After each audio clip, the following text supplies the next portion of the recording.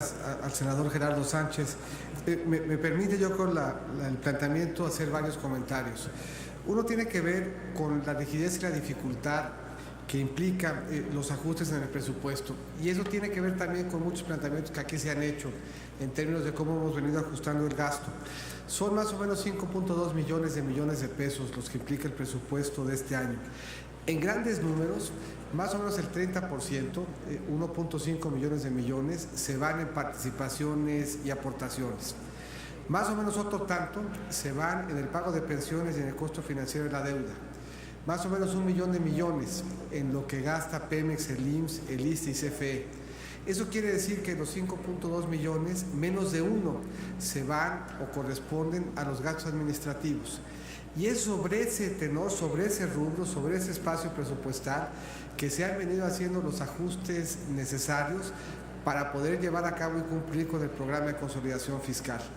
El grueso del apoyo o el grueso del esfuerzo en materia de consolidación fiscal se ha venido haciendo a costa de los ramos administrativos, y es ahí donde estamos teniendo que hacer esfuerzos de reconducción en el 17 y en donde habremos de proponer en diálogo y en cooperación con la Cámara de Diputados que se hagan los esfuerzos de reconducción en el 18 para que podamos lograr que encuentren en ese presupuesto aliento y certeza quienes han sido afectados por los sismos. Ciertamente, el entorno de crecimiento ha sido complicado. Decía Zoé Robledo en su participación que en los diferentes años permanentes en estas comparecencias se habla del contexto internacional. Y no podría ser de otra manera. México es de las economías más grandes del mundo, pero está inmerso en un contexto. Y es importante saber cuál es ese contexto para poder evaluar cuáles son las fuentes de crecimiento con las que contamos, cuáles los vientos a favor y cuáles los vientos en contra. Y ciertamente los vientos en contra han sido complicados, han sido complejos en lo externo y en lo interno. El año pasado, la producción manufacturera de los Estados Unidos creció 0.2%. 20 veces menos de lo que estaba creciendo apenas 2 años antes. En el 2016 tuvimos un mes, el de febrero, en donde el precio del petróleo fue de $19, poquito menos por barril. Apenas unos años antes vimos precios del petróleo de $133 por barril. Nuestra plataforma no hace mucho, hace 12 años, era de 0.3 millones de barriles de petróleo diario. Este año será la primera vez desde 1980 que esté por abajo de 2 millones. Todo eso le pega al crecimiento, le pega el sector energético y su desempeño, le pega el contexto de crecimiento global y afecta nuestro desempeño.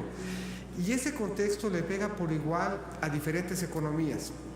Y por eso podemos ver, como nos pide en este ejercicio de contraste el senador Sánchez, cuál hubiera sido el impacto para nuestra economía de ese mismo contexto, pero sin las reformas, porque podemos voltear a ver a otras economías en Latinoamérica, a otras economías en el mundo, y ponderar cómo este choque o estos choques que han sido similares les han pegado en su crecimiento y comparar cómo está la economía mexicana. Latinoamérica sin México creció el año pasado 0.1%.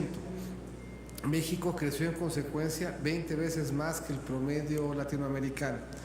Brasil y Rusia están sumergidos en recesiones importantes.